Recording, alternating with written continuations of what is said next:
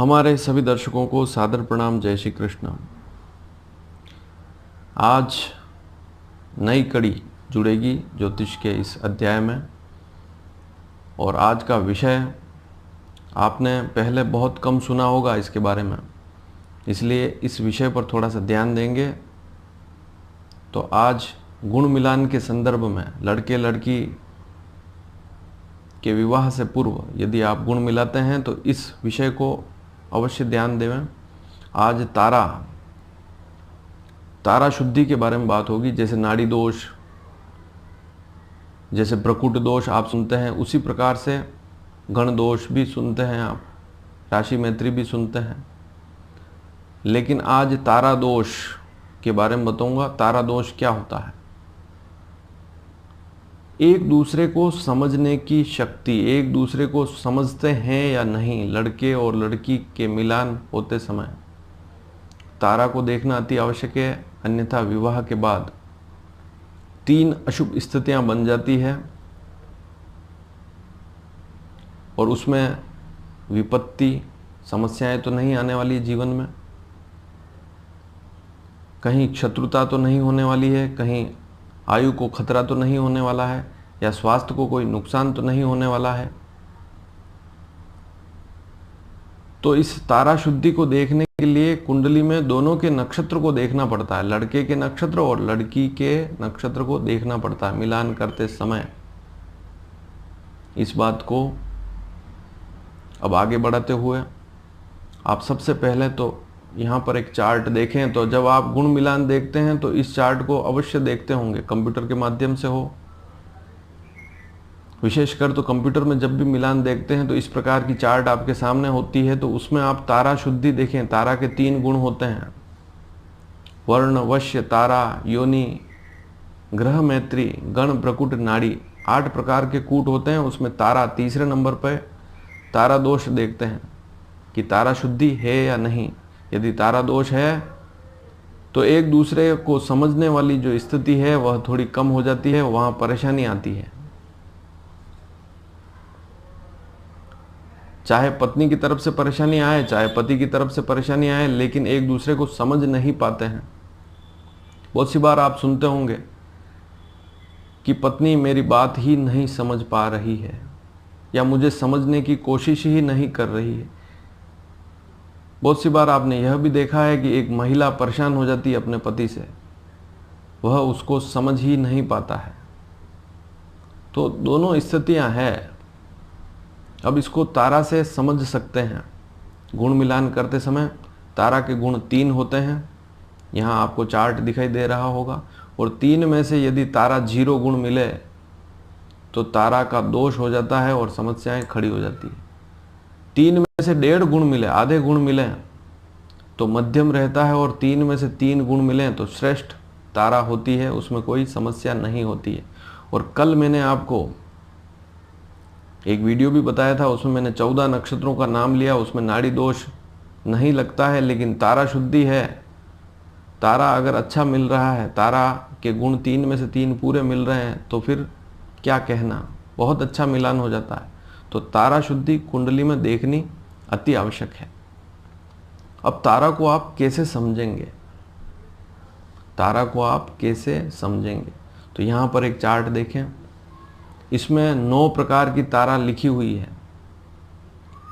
जन्म, संपत्त, विपत्त, क्षेम, प्रत्यरी, साधक, वध, इस प्रकार से लिखे हुए हैं। 9 तारा लिखी हुई है। जन्म प्रथम, दूसरा संपत्त, तीसरा विपत्त, चौथा क्षेम, 5वां प्रत्यरी, 6ठा साधक, 7वां वध, 8वां मित्र और 9वां अधिमित्र, परम मित्र। अब आप इसको साधारण भाषा में समझें कि जन्म अगर तारा है, पहली तारा, इसको मैं आगे समझाऊंगा भी आपको। बहुत सी बार लोग वीडियो को अधूरा देखते हैं, फिर समझ नहीं पाते। पूरा वीडियो देखेंगे तो पूरी बात समझ लेंगे। तो अभी मेरा जो यह विषय है अभी और चलेगा, पूरा ध्यान से वीडियो देखें। जन्म तारा हो, जन्म प्रथम तारा, जन्म जन्म का सीधा अर्थ है कि आपका जन्म नक्षत्र और लड़की का जन्म नक्षत्र एक ही हो, और या तो 10वां हो या 19वां हो या 27वां हो। मैं आपको समझाऊंगा, इसको भी आगे समझाऊंगा। तो जन्म तारा शुभ होती है। संपत्त तारा का सीधा अर्थ है संपत्ति। ऐसे नक्षत्र वालों से विवाह करने से बहुत शुभता रहती है, नक्षत्र भी बताऊंगा। तीसरा है विपत्त, समस्या आ जाती है। ऐसे नक्षत्र वालों से विवाह कर लो तो जीवन में विपत्तियां आ जाती है। अब आपके नक्षत्र से कौन सा नक्षत्र विपत्ति वाला होगा यह भी इस वीडियो में बताऊंगा, लेकिन आपको वीडियो पूरा देखना होगा।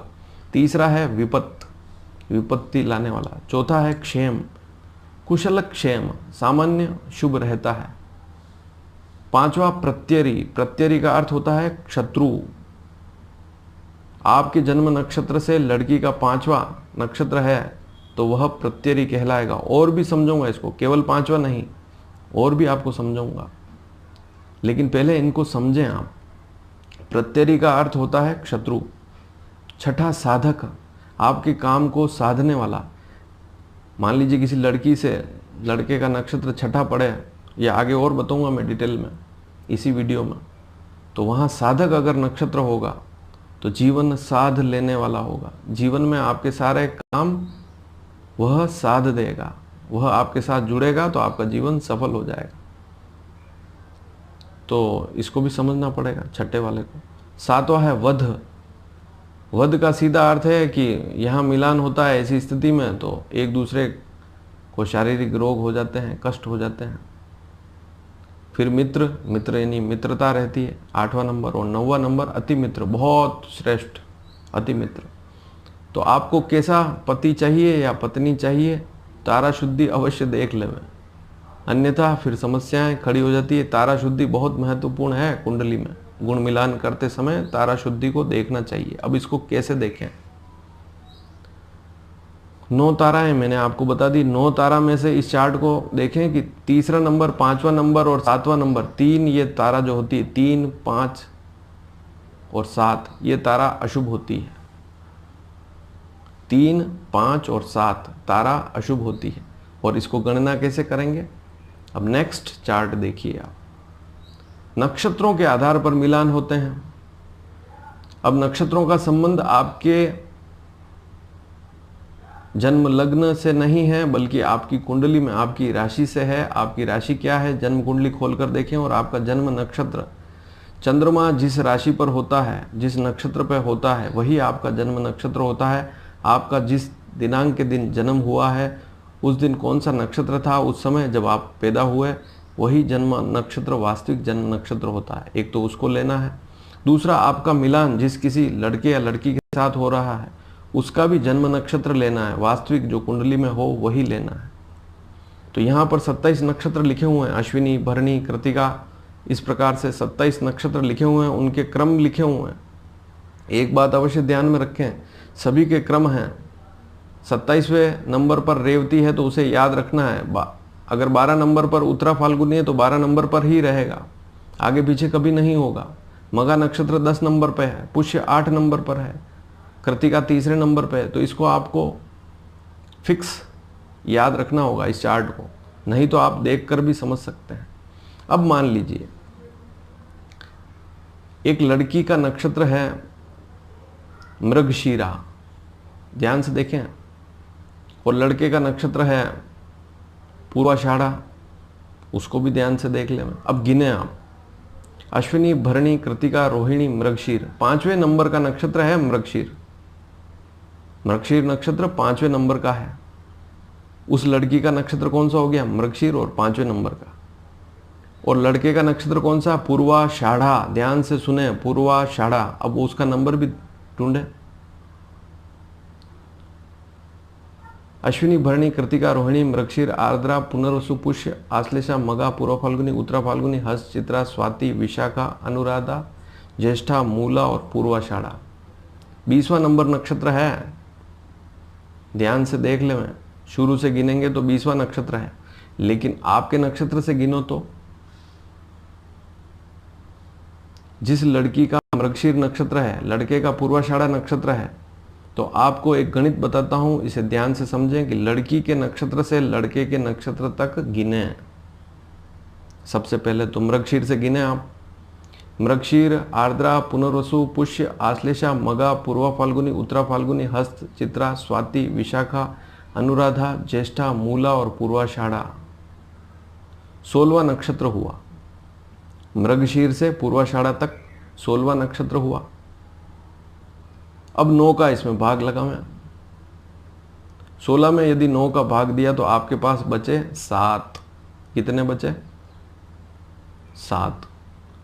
तो लड़की मृगशीर नक्षत्र की है, उसके लिए पूर्वाषाढ़ा नक्षत्र 7वां पड़ेगा। तो 7वां कौन सा हुआ? वध।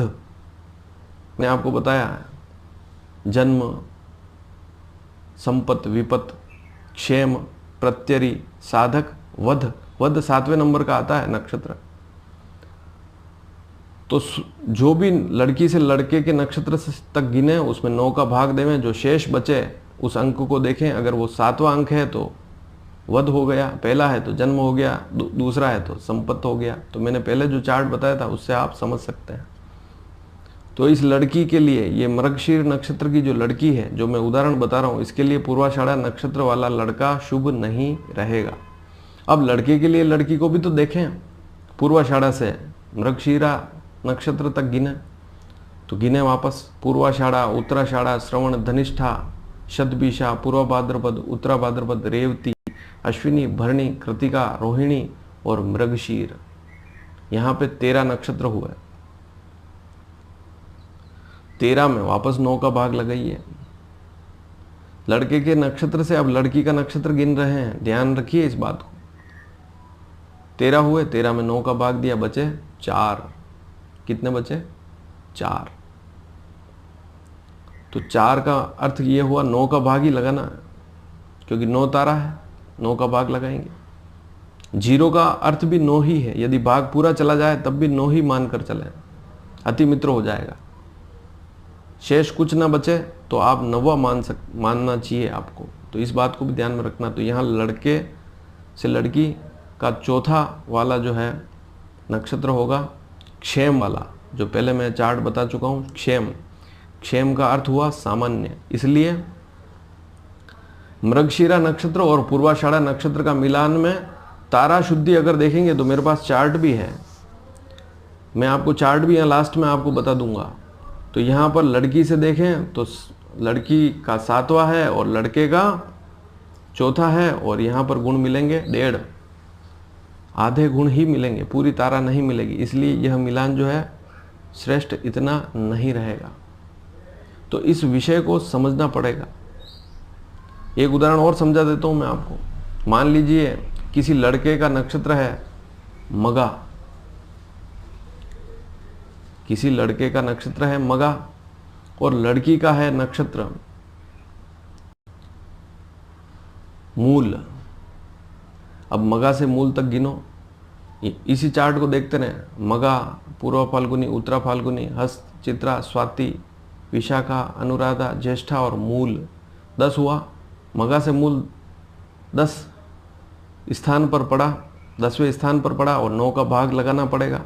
जैसे ही 9 का भाग लगाया तो एक शेष बचा, तो जन्म तारा आई। तो जन्म तारा यहाँ पर शुभ हो जाएगी, स्थिति शुभ हो जाएगी। और मूल से मगा तक गिने आप। मूल, पूर्वाषाढ़ा, उत्तराषाढ़ा, श्रवण, धनिष्ठा, शतभिषा, पूर्व भाद्रपद, उत्तरा भाद्रपद, रेवती, अश्विनी, भरणी, कृतिका, रोहिणी, मृगशीर, आर्द्रा, पुनर्वसु, पुष्य, आश्लेषा, मगा। तो यह स्थिति हो गई 12 और 7 19। लड़की से लड़का 19वां पड़ा और 19 में 9 का भाग दिया, 9 और 9 18 और एक शेष बचा 19, तो उसका भी जन्म तारा हुआ। तो यहाँ मगा और मूल का मिलान करना शुभ रहेगा, क्योंकि यहाँ तारा की शुद्धि हो गई। तो इस विषय को आप आसानी से समझ सकते हैं। तारा शुद्धि को देखना अति आवश्यक है। लड़की के नक्षत्र से लड़के के नक्षत्र तक गिने और फिर 9 का भाग लगाएं, जो शेष बचे वही तारा होती है। जो पहले मैं 9 तारा बता चुका हूँ, उसमें से 4, एक आई तो जन्म, दूसरा आई तो संपत्ति, तीसरा आई तो विपत। तो तीसरी 5वीं और 7वीं तारा अशुभ होती है, इस बात को नोट कर लेना। और फिर वापस लड़के से भी लड़की के नक्षत्र तक गिने क्रम से, और उसमें 9 का भाग दें। यदि भाग नहीं जा रहा है तो सीधा उत्तर आ गया, और भाग देकर जो शेष बचे उसको उत्तर माने। तो इससे आप तारा शुद्धि देख सकते हैं। तारा शुद्धि देखनी बहुत आवश्यक है, और यह विषय आपको इतनी डिटेल से कोई नहीं समझाएगा। तो तारा शुद्धि देखनी बहुत ज़रूरी है, गुण मिलान में अति आवश्यक है। और तारा शुद्धि है तो नाड़ी भी वहाँ पर बहुत शुद्ध हो जाती है। तारा शुद्धि में अगर नाड़ी मिलान देख रहे हैं तो नाड़ी दोष भी खत्म हो जाता है। तारा से होगा नाड़ी दोष का दोष समाप्त। इस वीडियो का मूल उद्देश्य यही है कि यदि तारा शुद्धि है तो नाड़ी दोष अपने आप समाप्त हो जाएगा।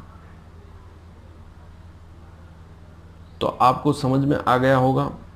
अब मैंने आपको इसमें गुण भी बता दिए, 0 गुण, 1.5 गुण, 3 गुण। 3 गुण, 3 में से 3 तारा पूरे मिल जाते हैं तो 3 गुण पूरे हो जाते हैं। आपको कोई बात समझ में ना आए तो मुझसे पूछ भी सकते हैं। और अंत में आपसे यही कहूँगा कि आप इस चार्ट को देखें, अंत वाले चार्ट। इस चार्ट में सारे गुण के चार्ट बने हुए हैं। जैसी तारा आएगी लड़की का, एक तरफ लड़की का कन्या लिखा हुआ, एक तरफ वर का लिखा हुआ ऊपर की तरफ, तो वैसे तारा का आप मिलान देखेंगे तो अपने आप ही पता लग जाएगा। और जब आप कंप्यूटर पे भी मिलान देखेंगे तो तारा का मिलान देखना अति आवश्यक है। तारा शुद्धि है और राशि मैत्री है तो नाड़ी दोष खत्म हो जाता है। तारा शुद्धि है तब भी नाड़ी के दोष में समाप्ति हो जाती है। तदेव लग्नम सुदिनम तदेव ताराबलम चंद्रबलम तदेव। लेकिन वहाँ पर भगवान विष्णु की उपासना लिखी हुई है। इस मंत्र को समझेंगे, तदेव लग्नम सुदिनम तदेव ताराबलम चंद्रबलम तदेव। तो यहाँ इस पूरे आगे मंत्र को समझेंगे तो यहाँ विष्णु की उपासना है। तारा, मान लो किसी का विवाह हो गया, तारा के 0 अंक हैं तो वे भगवान विष्णु लक्ष्मी नारायण। ओम नमो भगवते वासुदेवाय नमः, इस मंत्र का ध्यान करेंगे तब भी जीवन में शुभता रहेगी। लेकिन एक दूसरे को समझने की स्थिति, समझने की शक्ति ही नहीं है। पत्नी पति को नहीं समझ पा रही है, पति पत्नी को नहीं समझ पा रहा। ऐसी स्थिति तारा मिलान में होती है। तारा मिलान अगर अच्छी तरह से न हो तो यह बहुत बड़ा दोष हो जाता है। तो ये जो आज का वीडियो है यह इसी संदर्भ में है। जितनी भी डिटेल थी मैंने आपको बता दी। तो तारा वापस सुन ले मैं। जन्म, संपत, विपत, क्षेम, प्रत्यरी, साधक, वध, मित्र, अतिमित्र, 9 प्रकार की तारा होती है। और इन ताराओं को देखना बहुत ही ज़रूरी हो जाता है। और लड़की के नक्षत्र से लड़के के नक्षत्र तक गणना करें। मैंने आपको चार्ट भी बता दिया 27 नक्षत्रों का। फिर उसमें फिर ज़्यादा आवे तो 9 से ज़्यादा हो तो 9 का भाग दें, जो शेष बचे वही तारा होगी। 1 से 9 के बीच में तारा आ जाएगी, उत्तर आ जाएगा। और लड़के के नक्षत्र से लड़की के नक्षत्र तक गिने, और फिर अगर 9 से अधिक हो, 9 हो तब 9 लेना है, और 9 से अधिक हो तो 9 का भाग देना है, जो शेष बचे वही तारा होगी। तो दोनों से आप स्थिति समझ सकते हैं कि लड़के के लिए लड़की अशुभ है या लड़की के लिए लड़का अशुभ है। और वीडियो समझ में ना आए तो मैं वापस कह रहा हूँ कि आप प्रश्न कर सकते हैं।